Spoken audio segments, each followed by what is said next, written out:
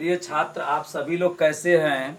हम आशा कर रहे हैं कि आप लोग बहुत ही अच्छे होंगे। देखिए, अभ्यास 2 बहुपद प्रश्नावली 2.2, ठीक है। प्रश्नावली 2.2 में हम पहला प्रश्न पढ़ रहे थे, जिसका नाम था, जैसे प्रश्न दिया है, निम्न द्विघात बहुपदों के शून्य ज्ञात करिए। जैसे कहने का मतलब है कि प्रश्न नंबर 1 में आपका कुल 6 प्रश्न दिया है। कितना प्रश्न दिया है? 6 प्रश्न दिया है। और यह सभी प्रश्न क्या हैं? द्विघात समीकरण है, ठीक है। सभी प्रश्न द्विघात समीकरण है। तो इन द्विघात का हमें शून्यक पता करना है। क्या पता करना है? शून्यक पता करना इन सभी का। उसके बाद शून्यक और गुणांकों के बीच संबंध की सत्यता का जांच करना है। तो अब तक हम लोग इस प्रकार के कई सवालों को बना चुके हैं। जैसे इसको भी हम लोग बनाए हैं, दूसरा भी बना है और तीसरा भी बना है। सवाल नंबर 4 बनाना है। तो सवाल नंबर 4 में एक बात है कि सवाल नंबर 4 में ध्यान से देखिए कि 2 ही पद है। सवाल नंबर 4 में पदों की संख्या 2 है। और सवाल नंबर 1 में, 2 में और 3 में 3 पद थे। तो उसे हम द्विघात पर क्या किए थे? तोड़ दिए थे। शुरू वाले पद का अंतिम वाले पद के साथ गुणा करके। लेकिन प्रश्न नंबर जो 4 है, इसमें यह भी द्विघात है, लेकिन इसमें जो है 2 ही पद है। तो यह नहीं है कि जितना भी द्विघात है सभी को शुरू का लास्ट में गुणा करके ही बनाएंगे। कुछ ऐसे भी द्विघात आपको मिलेंगे जिसको कॉमन निकाल के बनाना पड़ेगा। मैं पहले भी बताया हूँ इस चीज़ को। और कुछ ऐसे भी द्विघात मिलेंगे जिसमें सर्वसमीका का प्रयोग करना पड़ेगा, सूत्र के अनुसार करना पड़ेगा। जैसे देखिए यहाँ पर सवाल नंबर यह 5 जब आएगा, t² - 15, तो यहाँ पर a² - b² के सूत्र का भी प्रयोग करके हम बना सकते हैं। तो कहने का कुछ ऐसा भी द्विघात होगा जो न तो शुरू का लास्ट में गुणा करने पर बनेगा, नहीं कॉमन लेने पर बनेगा, नहीं सर्वसमीका पर बनेगा। तो उसे हम सिद्धराचार्य के नियम पर तोड़ते हैं।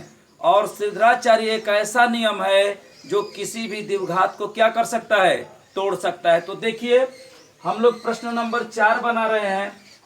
आपको देखिए, इसमें देखिए 3 पद नहीं है। अगर 3 पद होता तो मैं शुरू का लास्ट में क्या कर देता? गुणा कर देता। लेकिन यह द्विघात है। अंतर यह है कि जो लास्ट वाला पद है ना, वह 0 है। जो लास्ट वाला पद है वह 0। तो देखिए इसको कैसे बनाएंगे? तो इसका सबसे पहले इसमें से कॉमन ले लीजिए। आप कहेंगे सर शुरू में लास्ट का गुणा करते थे, अब क्यों नहीं कर रहे हैं? द्विघात है। तो भैया देखिए, इसमें 3 पद नहीं न है, इसमें 2 ही पद न है। और यहाँ पर कोई सूत्र भी नहीं बनेगा। जैसे a² b² इस प्रकार का कोई सूत्र भी नहीं बन रहा है। तो हम यहाँ से काम, देखिए हम 2 उत्तर निकालेंगे। द्विघात के कितने उत्तर आते हैं? 2। तो उत्तर तो 2 निकलेगा। लेकिन यहाँ पर देखिए कैसे बनाएंगे? इसमें कॉमन लीजिए। तो 4 यहाँ पर है और 8 में भी 4 है। जैसे 4 × 8 कॉमन किसको कहते हैं? जो हर जगह पर हो, जो सभी जगहों पर हो, उसे हम कॉमन कहते हैं। तो इसमें 4 कॉमन हो गया। और यहाँ पर u² है और यहाँ पर u है। तो एक u हम निकाल लेंगे ना, क्योंकि यहाँ से भी u निकल जाएगा, यहाँ से भी u निकल जाएगा। तो एक u, देखिए आप परीक्षा में विशेष तौर से आप ध्यान दीजिएगा कि किस प्रकार से क्या कैसा सवाल दिया है, उसी के अनुसार आप बनाएंगे। सबसे पहले हम शून्यक निकालेंगे। क्या निकालेंगे? शून्यक निकालेंगे। तो 4 u कॉमन ले लिए तो 4 निकल गया, एक u निकल गया, u बच गया। अब प्लस यहाँ से भी u निकल गया और 8 में से क्या हो गया? 2 हो गया, ठीक है। तो देखिए 4u u + 2, बताइए यह क्या है? तो इस प्रश्न का यह गुणनखंड है।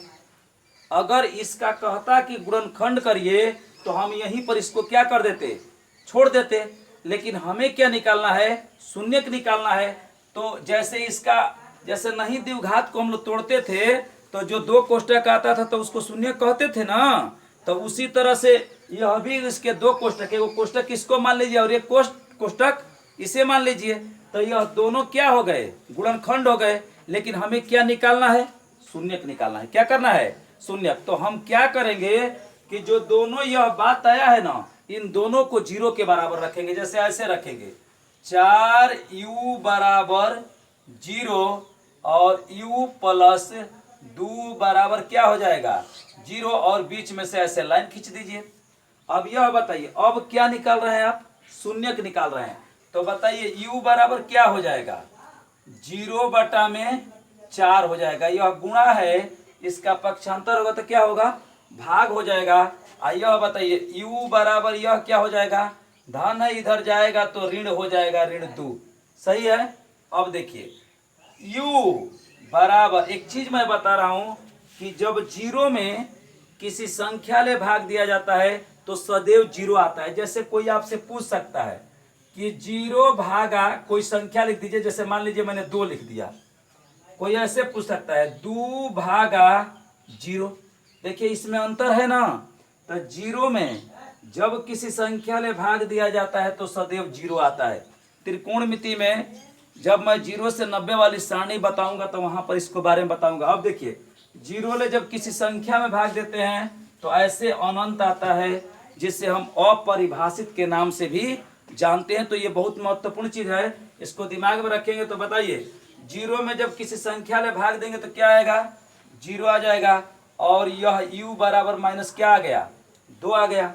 अब यह बताइए कि जो u बराबर 0 आया है और u बराबर -2 आया है, बताइए इस प्रश्न का यह क्या है, शून्यक है।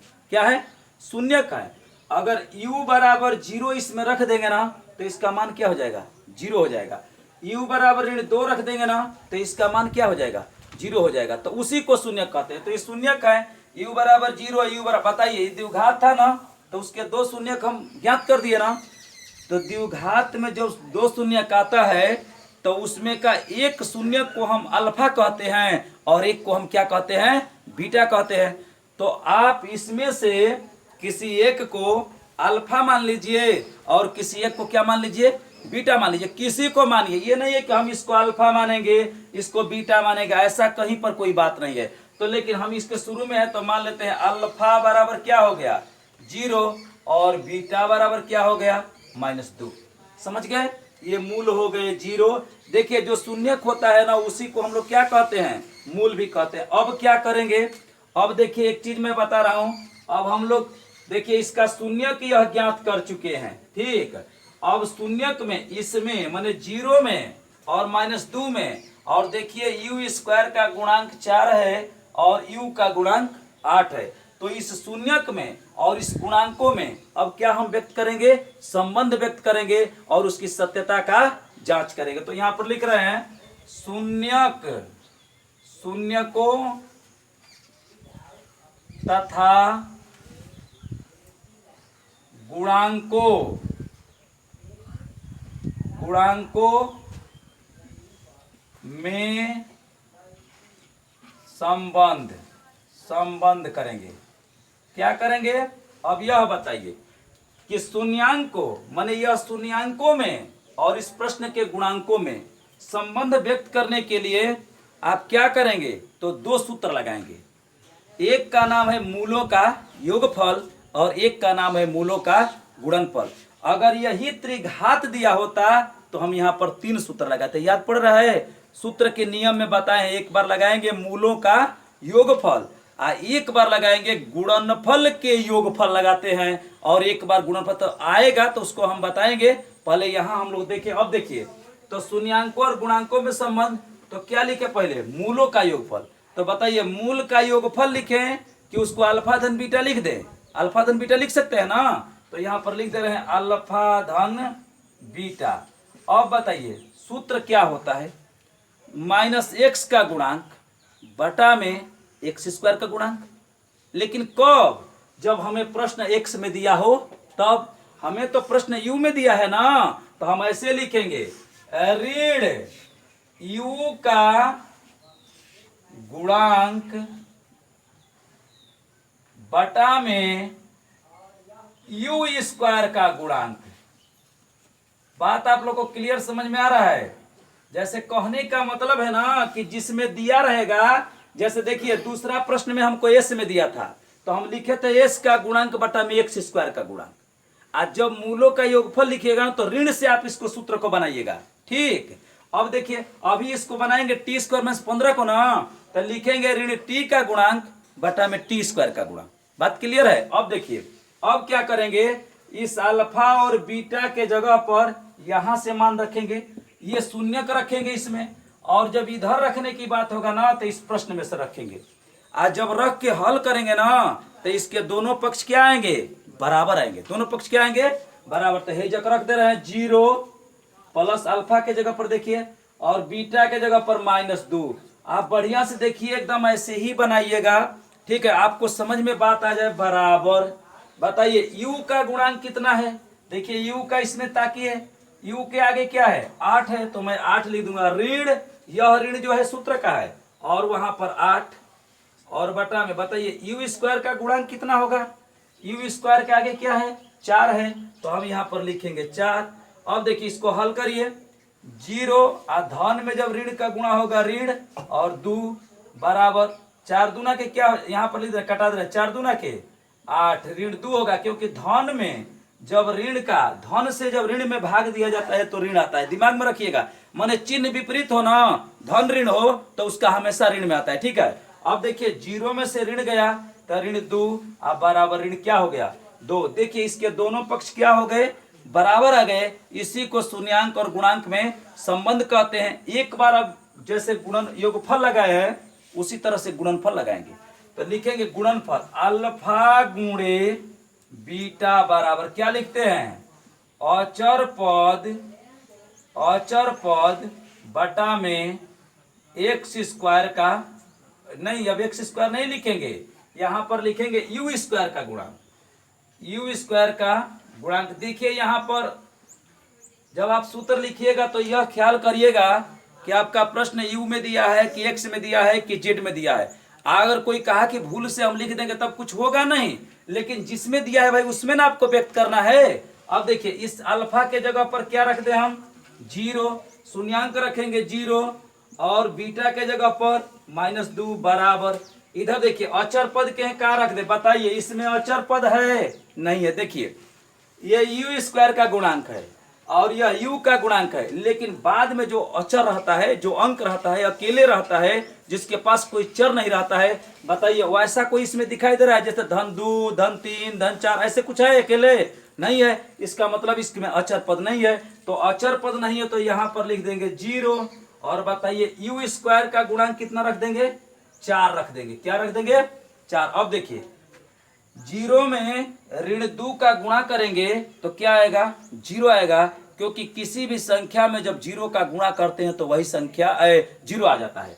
तो यहाँ पर हो जाएगा 0 बराबर। आज 0 में जब 4 का भाग देंगे, अभी मैं बताया 0 में जब 4 का भाग देंगे, माने शून्य में किसी संख्या का भाग देते हैं तो सदैव 0 आता है। देखिए यही शून्यांक और गुणांक में संबंध था। जब योगफल में रखे तो दोनों पक्ष बराबर आ गया, गुणनफल के सूत्र में रखे तो दोनों पक्ष बराबर आ गया। सबसे पहले हमने गुणनखंड किया कॉमन लेकर के, क्योंकि 2 ही पद था। ठीक है, कहीं कहीं सूत्र से भी गुणनखंड करेंगे हम, और जो खंड आया उन दोनों के बराबर 0 रखे, क्योंकि हमें क्या पता करना था, शून्य पता करना था। तो u के 2 मान आए, एक u का मान 0 आया, एक u का मान -2 आया। उसी u में से एक को मैंने अल्फा मान दिया और एक को मैंने बीटा मान दिया, और उसके बाद संबंध व्यक्त करने के लिए मूलों के योगफल और मूलों के गुणनफल का सूत्र हम लोग लगा दिया। अब नेक्स्ट जो है अगला हम लोग प्रश्न नंबर 5 पढ़ेंगे। अगर कोई प्रश्न समझ में ना आए तो आप कमेंट करिए, ठीक है, उसके बारे में बताइए कि समझ में नहीं आ रहा है, ताकि मैं उसको अच्छी तरह से पुनः बता सके।